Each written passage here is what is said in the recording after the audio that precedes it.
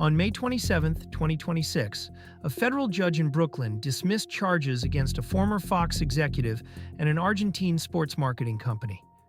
It happened exactly 11 years after American prosecutors unveiled the case that tore through world soccer. By then, the Justice Department had approved more than $201 million in losses to victims of the corruption scheme. That is the number behind this story, not a rumor, not one giant bribe. A ledger of money diverted from the organizations that were supposed to run the game. So how did soccer produce a money trail that large? Why did the United States prosecute it?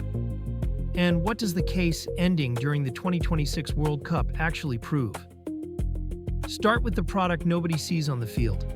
Rights. A soccer organization controls a tournament. It sells media and marketing rights to specialist companies. Those companies resell access to broadcasters, sponsors, and regional partners.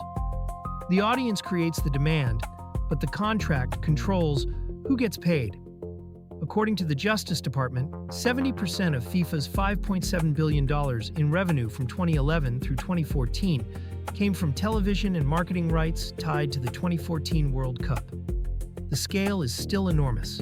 FIFA's 2025 accounts list just over $1 billion from broadcasting rights and almost $965 million from marketing rights. Put those streams together and you get more than $2 billion in a single year. That money is legitimate. The vulnerability appears when a small number of officials can steer a valuable contract, and a company decides that buying the decision is cheaper than winning the competition. The original American indictment described a system that ran for 24 years. It alleged well over $150 million in bribes and kickbacks. Most of the schemes were not claims about fixing matches. They concerned contracts for tournaments, qualifiers, sponsorships, and broadcast rights. The basic flow was brutally simple. A marketing company wanted a contract.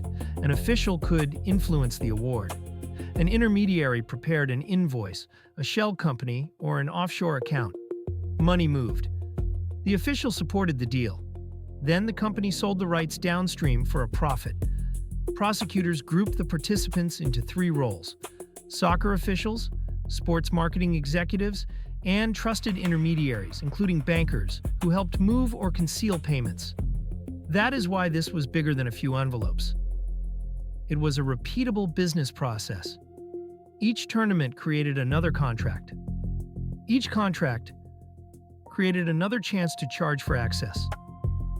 Then came the morning the private system became public. On May 27, 2015, Swiss authorities arrested 7 defendants in Zurich at the request of the United States.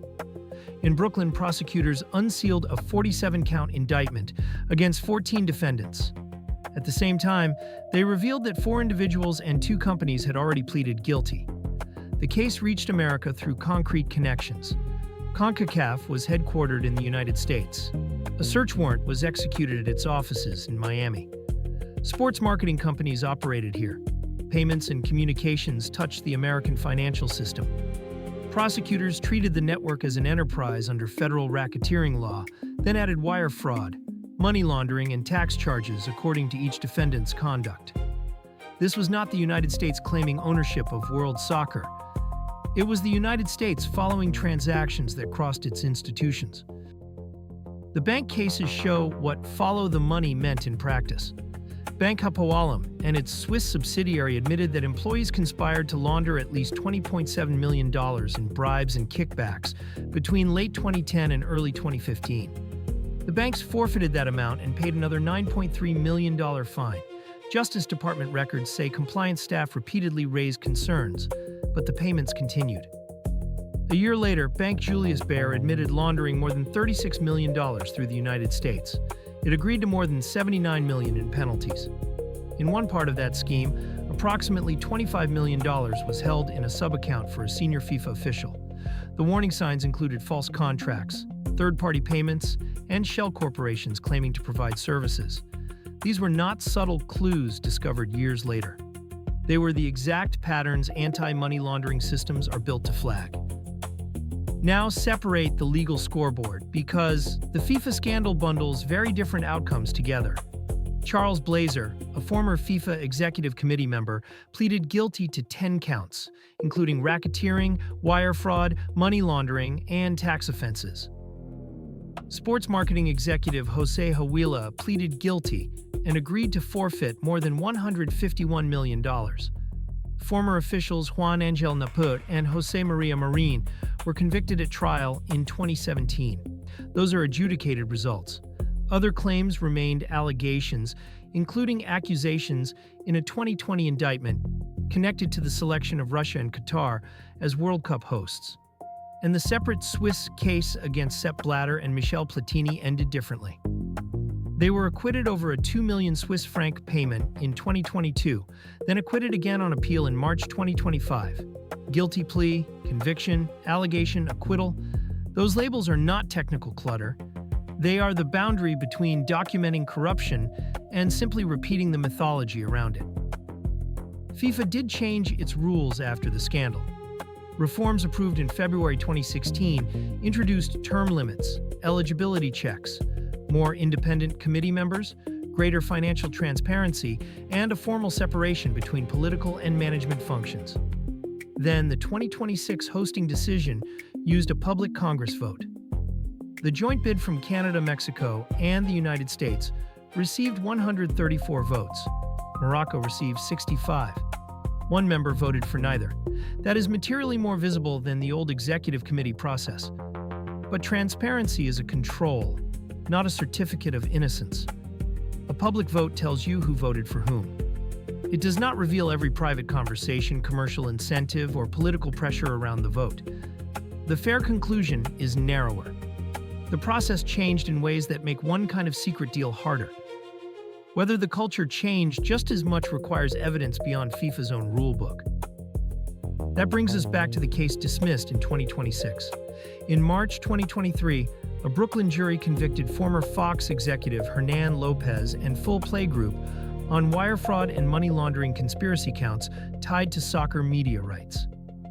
6 months later, the trial judge set those verdicts aside, ruling that the Honest Services Fraud Law did not reach the conduct in the way prosecutors argued.